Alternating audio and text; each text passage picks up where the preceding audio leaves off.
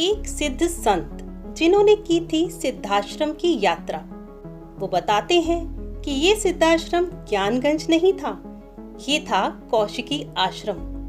कौशिकी आश्रम सिद्धाश्रम की ही भांति एक आश्रम है। यह सिद्धाश्रम की ही श्रेणी में आता है, क्योंकि ये सिद्ध संत आध्यात्मिक यात्राएं करते रहते थे, जिनका वर्णन भी उन्होंने काफी बार किया है कि कैसे वे अपने गुरुजी के साथ इस आश्रम तक पहुंचे। फिर मार्ग में उन्होंने क्या क्या देखा, किन किन से मुलाकात हुई, कौन कौन सी घटनाएं व रहस्य उनके सामने आए, ये सब आज के वीडियो में जानेंगे। दोस्तों, मेरा नाम है पूजा चौधरी। स्वागत है आपका फैक्ट्स गाइड चैनल में। इस चैनल पर आपको इतिहास, सनातन धर्म व आध्यात्मिक वीडियोस देखने को मिलते हैं। तो अभी तक आपने चैनल को सब्सक्राइब नहीं किया तो सबसे पहले सब्सक्राइब करिए और वीडियो को लाइक अवश्य कर लीजिए। संत विस्तार में बताते हैं कि बहुत दिनों पहले की बात है, जब मैं वाराणसी में रहता था। मैं प्रतिदिन कार्यों को समाप्त करने के बाद गंगा जी के किनारे शीतल शीतल मंद वायु का अनुभव करने गंगा के तट जाया करता था, जहां मैं बैठकर घंटों गंगा जी को निहारा करता था। मैं अपने मित्रों के साथ गंगा तट पर बैठकर आध्यात्मिक चर्चाएं भी किया करता था। एक दिन की बात है, हम चर्चा कर ही रहे थे, तभी हमारे एक मित्र से साधु महात्मा के विषय में पता चला कि राम ठाकुर नाम के एक उत्कृष्ट कोटि के साधु का हमारे ही वाराणसी में आगमन हुआ है। उन संत की इतनी प्रशंसा सुनकर मेरे मन में भी उनसे साक्षात्कार करने की जिज्ञासा उत्पन्न हुई। फिर हम एक दिन मित्र मंडली के साथ उनके दर्शन हेतु गए, तो जो दृश्य हमने देखा वो अति मनोहर था। वो संत कंठ में तुलसी की माला धारण किए एक चादर नुमा कुछ ओढ़े हुए बैठे थे। उनके मुख पर एक अलौकिक तेज था, मुख पर एक मृदु मुस्कान भी थी। वे अति धीर व सौम्य प्रतीत हो रहे थे। हम अजनबियों को देखकर उन्होंने हमें नमस्कार किया। थोड़ी ही देर की वार्ता से मैंने ये जान लिया कि वे वास्तव में एक महापुरुष।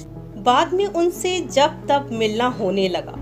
वे भोजन ना के बराबर ही किया करते थे, फिर भी इतनी अधिक तीव्रता से चला करते थे कि कई बार हमारा उनके साथ चलना कठिन सा प्रतीत होता था। कई बार मैं शाम को उन्हें नौका भ्रमण पर लेकर गया। वहीं पर हम आध्यात्मिक चर्चाएं भी किया करते थे। राम ठाकुर जी का जीवन अलौकिक रहस्यों से भरा हुआ था। वे अपने जीवन से जुड़ी अनेक चर्चाएं किया करते थे। एक साधारण व्यक्ति उनकी बातों पर विश्वास ही नहीं कर सकता था। उन्होंने बताया कि उनकी हिमालय यात्राओं पर अनेक अलौकिक व रहस्यमयी घटनाएं घटित हुईं, जिन पर विश्वास कर पाना कठिन सा प्रतीत लगता था।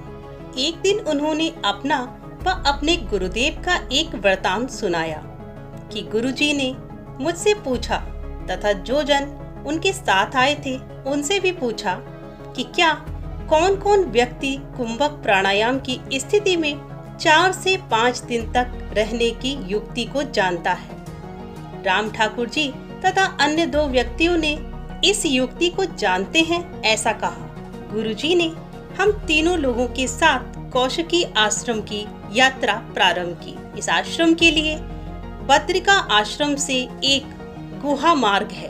वह अत्यंत ही गुप्त व कठिन मार्ग था। लोगों को इसके विषय में ज्ञात नहीं था। इस मार्ग के द्वारा साधारणतः 2 से 3 महीने का पहुंचने में समय लगता था, किंतु हम लोगों को 6 महीने का समय लगा, क्योंकि मार्ग में बहुत सारी रहस्यमयी घटनाएं हुई। यह मार्ग अत्यंत ही भयानक था।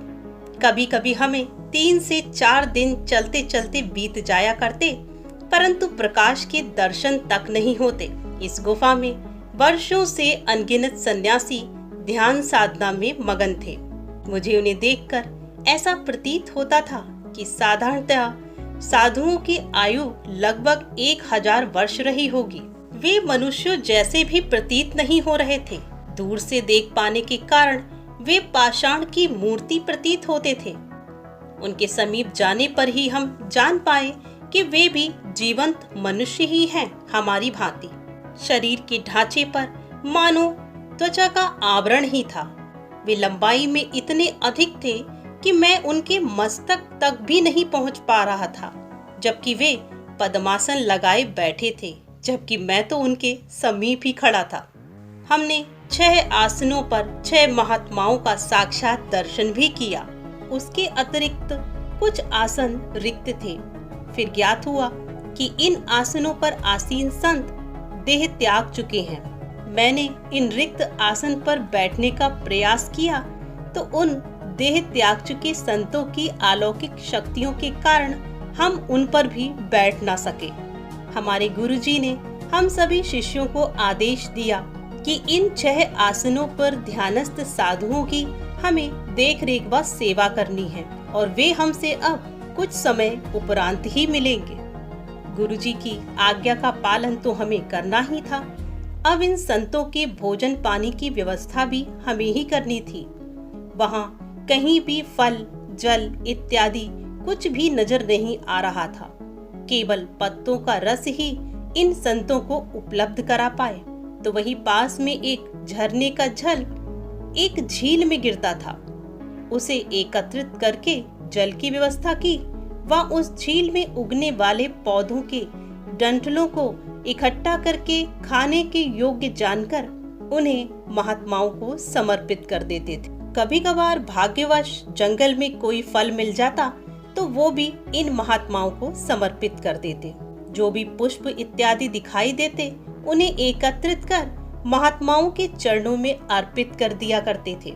हम जल उनके कमंडलों में रख दिया करते थे व पत्तों पर भोजन जो रखते थे, अगले दिवस देखते थे कि उनमें से भोजन गायब हो चुका है, तो हमें अनुमान हो जाता था कि साधु संतों ने उन्हें ग्रहण कर लिया है। फिर एक दिन जब हमारे जाने का यात्रा में आगे बढ़ने का समय आया तो हमने उन महात्माओं को प्रणाम किया, तो उन्होंने वर मुद्राओं इत्यादि के माध्यम से हमें आशीर्वाद भी दिया। उसके बाद हम तीनों अपने गुरुदेव के साथ आगे की यात्रा पर बढ़ चले। तो ये था कौशिकी आश्रम के मध्य जाने वाली उस अत्यंत गुप्त गुफा का रहस्य।